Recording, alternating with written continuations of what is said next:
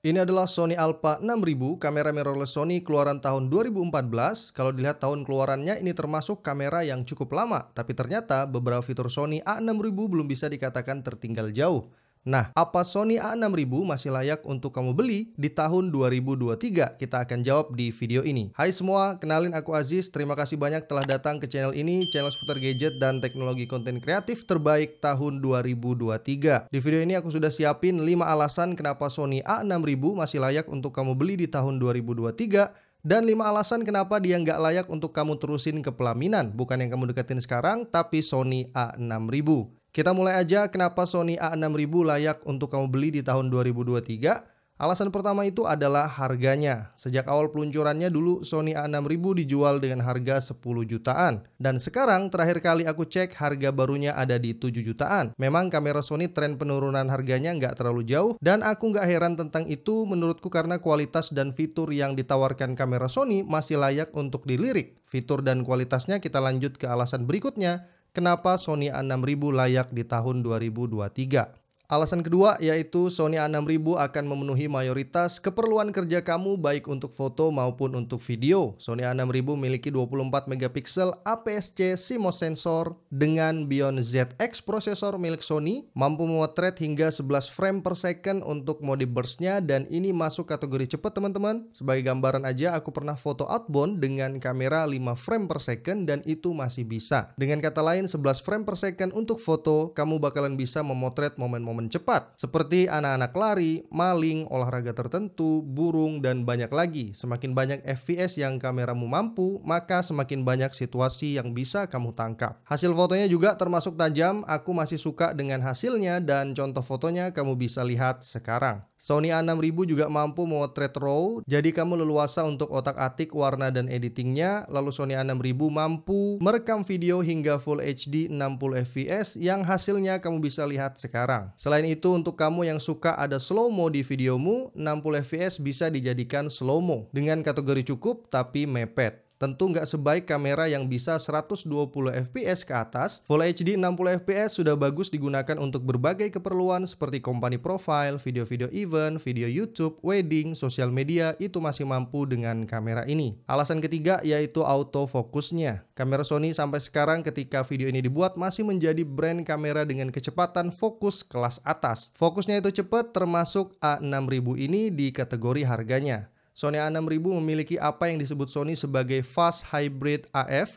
Kalau di Canon fiturnya itu Dual Pixel AF. Nah, Fast Hybrid AF di Sony A6000 ini adalah penggabungan 179 titik deteksi fasa bersamaan dengan 25 titik deteksi kontras yang hampir mencakup seluruh area gambar. Dan performanya dalam kategori yang bisa diandalkan menurutku. Sekali lagi di harganya. Selain itu, 179 titik AF-nya dipadu dengan deteksi wajah yang bekerja dengan baik. Bahkan kadang-kadang dia juga bisa deteksi wajah hewan walaupun nggak sering, serta lock on AF untuk objek bergerak. Fitur fokus yang mumpuni ini benar-benar akan bantu kamu dalam berbagai situasi, apalagi di alasan kedua tadi, Sony A6000 mampu hingga 11 fps. Alasan keempat yaitu desain, fitur, dan build quality-nya. Kamera Sony A6000 merupakan kamera mirrorless berukuran compact dengan build quality dalam kategori baik, memiliki viewfinder atau jendela bidik. Karet pada gripnya ini beneran karet, bukan plastik bertekstur, ada tombol custom, tombol puter-puter, dan tombol fisik dalam kategori banyak. Ini aku suka. Lalu ada flash internal yang bisa di bounce ke atas, lalu ada hot shoe. Ini juga bakalan bantu kamu untuk tambah beberapa peralatan di sini seperti flash atau peralatan lainnya. Di sebelah kiri kamera ada HDMI dan port USB untuk charge langsung ke kamera atau transfer data. Di sebelah kanan ada NFC, serta Sony A6000 memiliki Wi-Fi, mendukung remote shooting dari HP atau laptopmu. Karena ada WiFi, dia juga bisa transfer gambar ke HPmu. Plus, Sony A6000 mendukung clean HDMI out untuk live streaming. Ada focus peaking dan zebra yang siapa tahu kamu perlukan. Selain itu, letak skru untuk plate pada tripod di Sony A6000 biasanya nggak nutupin tempat untuk baterai dan memorinya. Jadi, akan lebih mudah kalau mau ganti baterai atau memori tanpa harus lepas plate tripod yang kamu sudah pasang. Grip pada Sony A6000 ini ini juga termasuk cukup dan rasanya lebih nyaman untuk digenggam oleh tangan kita, lebih nyaman kalau dibandingkan dengan Canon M5, M100, M10,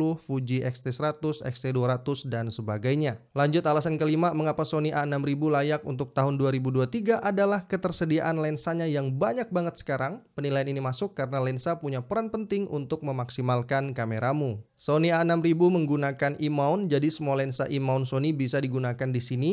Terus di tahun 2023 sudah banyak banget lensa third party dari berbagai brand yang membuat lensa untuk E-mount Sony seperti Sigma, Viltrox, Seven Artisan, dan sebagainya. Dengan kata lain, kamu akan punya pilihan yang beragam untuk berbagai keperluan kerjamu dengan harga yang juga variatif, disesuaikan dengan budget yang kamu punya tentunya. Itu tadi 5 alasan kenapa Sony A6000 layak untuk tahun 2023 menurut penilaianku, tapi kamu perlu tahu juga apa aja kekurangannya. Kekurangan pertama yaitu nggak ada fitur touchscreen. Layar LCD Sony A6000 berukuran 3 inci, namun ukuran layar ini bukan problem. Yang jadi problem adalah layarnya ini nggak mendukung touchscreen apapun, baik touch untuk fokus atau touch untuk memilih menu di dalamnya. Semua pengoperasian layar ditentukan oleh tombol fisiknya. Ada yang nggak masalah dengan ini, tapi aku lebih suka kalau layarnya mendukung touchscreen. Minimal touch to focus seperti Sony A5100 yang pernah aku review juga, karena fitur itu bakal bantu kamu. Lanjut, kekurangan yang kedua, layar Sony A6000 juga nggak bisa flip ke depan untuk selfie, bisanya flip ke atas dan flip sedikit ke bawah. Sedikit banget. Dengan kata lain, fitur flipnya ini terbatas, otomatis ada banyak situasi layarnya ini akan kurang bantu kamu. Dimana pada tahun 2022, fitur flip ke depan minimal itu sudah wajar ditemukan di berbagai kamera, apalagi tahun 2023. Lalu kekurangan ketiga, resolusi layar dari Sony A6000 juga termasuk rendah di kelasnya, yaitu 921.000 titik, dimana kebanyakan kamera di harganya sudah mencapai 1 juta titik lebih. Otomatis kedetilan layar, kenyamanan, kecerahan lebih baik yang sudah di atas 1 juta titik. Terus layar viewfindernya juga memiliki resolusi yang rendah dibanding kamera di kelasnya.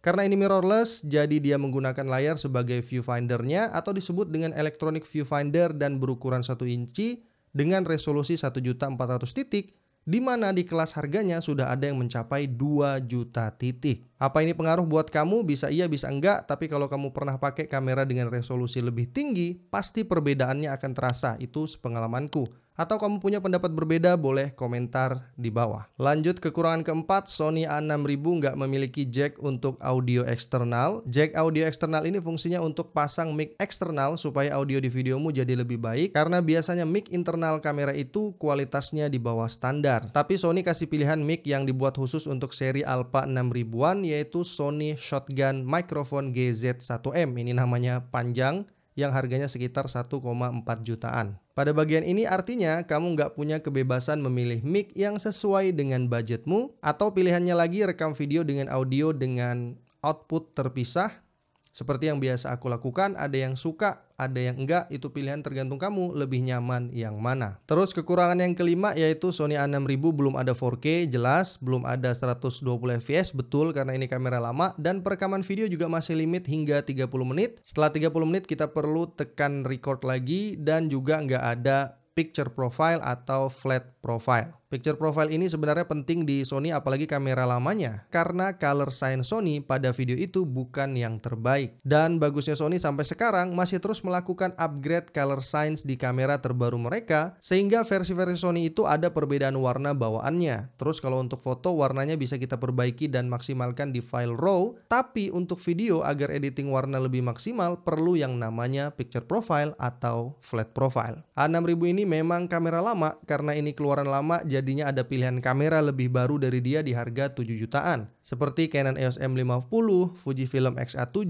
Canon M200, M5 seperti yang aku gunakan, M6 dan lain-lain. Dengan berbagai kelebihan dan kekurangan di masing-masing kamera itu dibandingkan dengan Sony A6000. Namun dengan nama besar Sony di dunia kamera sekarang, serta kualitas yang ditawarkan, plus kamu nggak masalah dengan kekurangan yang aku sudah sebutin, maka Sony A6000 layak untuk kamu pertimbangkan. Walau tetap kalau ada budget lebih, aku saranin ambil kamera Sony yang lebih baru, misalnya 6100 untuk kamu yang inginnya Sony. Itu tadi kelebihan dan kekurangan dari Sony A6000 untuk pemakaian tahun 2023. Semoga kamu terbantu dengan video ini, dan bantu aku juga dengan subscribe, like jika suka, dislike jika nggak suka, boleh komentar dan tanya-tanya. Terima kasih banyak. See you next time guys.